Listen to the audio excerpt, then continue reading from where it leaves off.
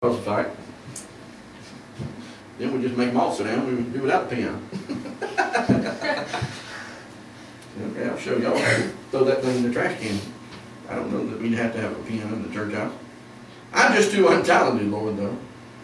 Well, they're really saying, God didn't give me any ability to serve Him. He did. He gave every one of us abilities and do something. It may not be singing in the choir. It may not be playing the guitar. But it may be writing. Maybe you got an art in writing. Maybe you got an art in drawing. Maybe you got an art in encouraging people. Maybe you got an art like Dorcas that could sew. Okay? I don't know. Maybe it's baking cakes and baking cookies and all that kind of stuff. Maybe it's just visiting people and being hospitable with people. Those are all gifts and things that you can do, abilities. Maybe just smile at somebody. Everybody will try smiling sometime in here.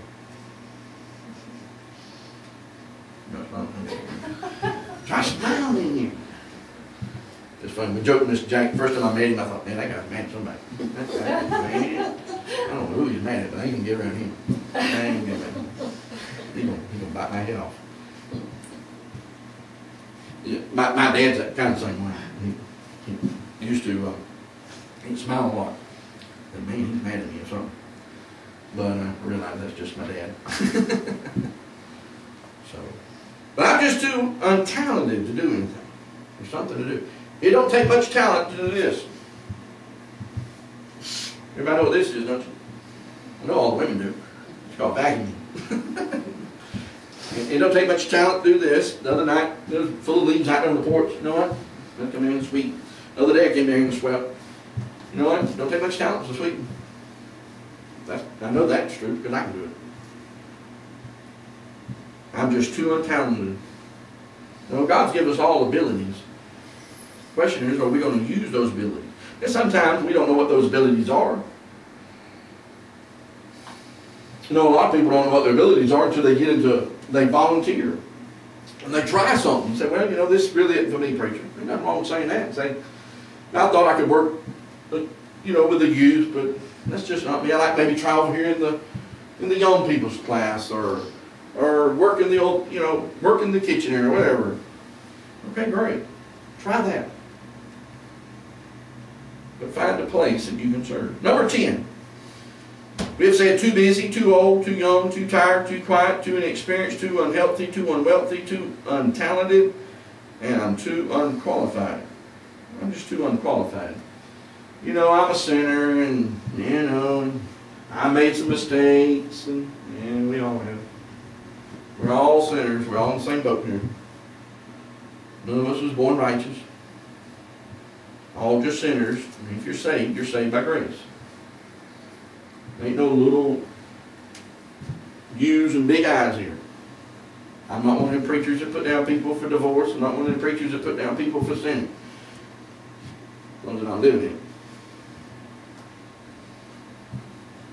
People will beat you up. Ain't no doubt about it. It's bad. The world beats you up. It's even worse when you go to church house. They beat you up too. There's a time to be disciplined and all that. And I understand all that. And we need to be chastened sometimes. But none of us are unqualified to serve. The fact is there's nothing good in us. I understand that. And none of us deserve the opportunity to serve God. None of us are good enough. I'm not good enough to be a preacher this morning. I'm not qualified to be a preacher. I don't care what anybody says. Past week I was listening to people talk about the qualifications of a pastor. I won't mention who it is. There's like 18 or 19 different qualifications to be a pastor. And I'll be honest with you, I didn't pass them. They was going down through that list and describing them. I actually didn't pass, Brother Jack. I don't know about you. I don't pass them. I do the best I can. But I never meet those qualifications. I'm sorry. There might be some pious preachers around here. Oh yeah, I meet those qualifications. I don't. I do to the best of my ability. But I fail them every day. It's funny, these preachers, I don't know if I get on this, but I will. These preachers that harp on divorce, or even adultery in preachers.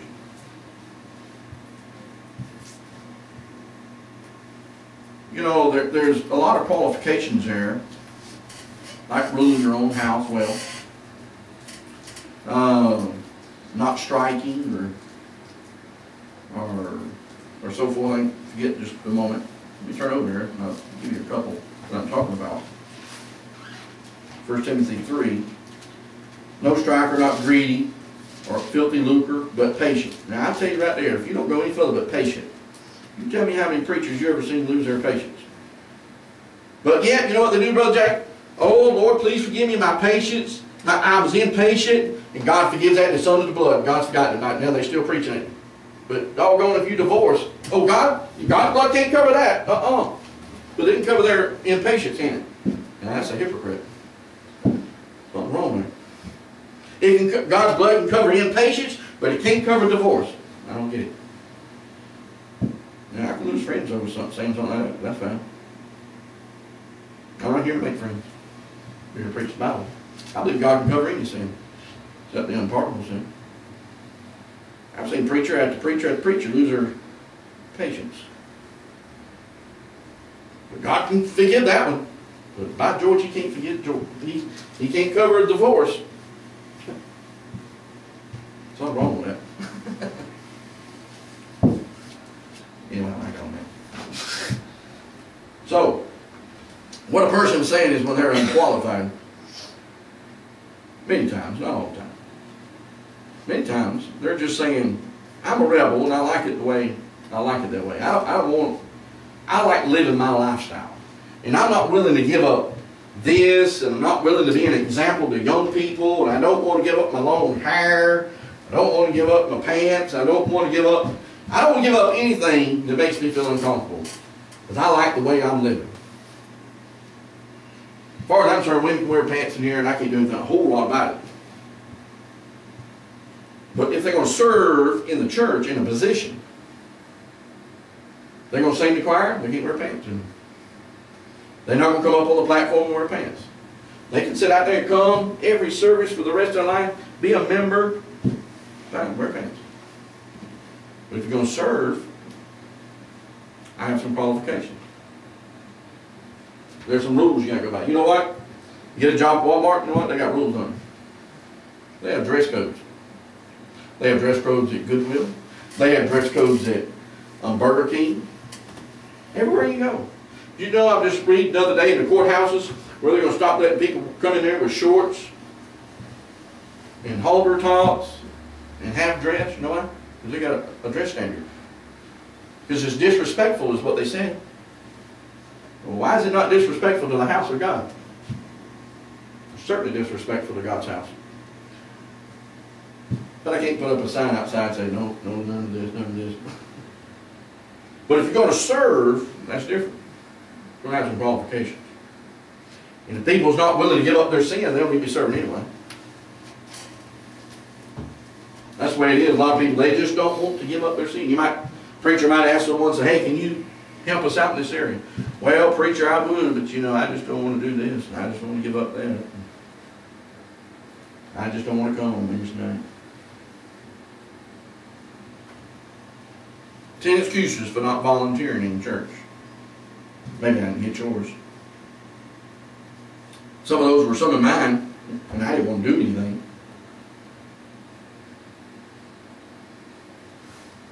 Maybe I hit yours, maybe I didn't. Maybe the Holy Spirit hit yours. That'd be better if He hit.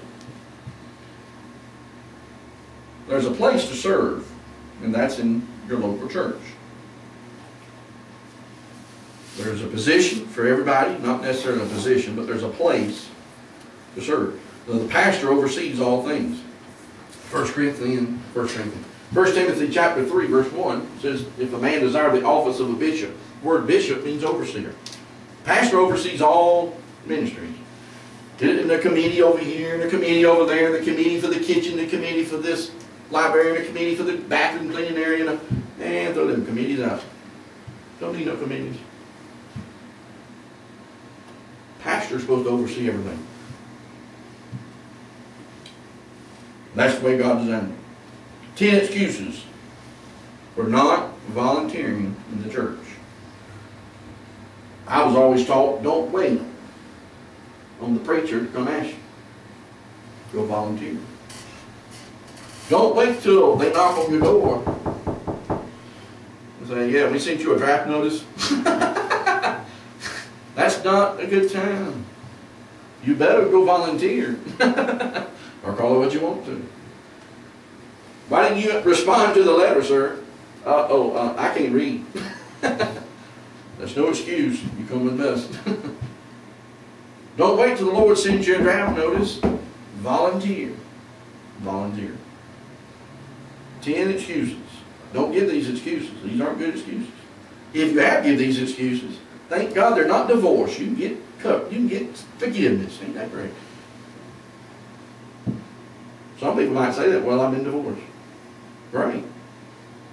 Did you get it right? Did you confess it? Did you repent of it? Praise God, it's under the blood. The verse in the Bible says he forgets our sin. Only one remembers them is the independent Baptist. Anyway, I'm not going on all that before, but anyway, it's like a good time to say it. So, don't give these excuses. If you have, get them right. And get involved. Get involved.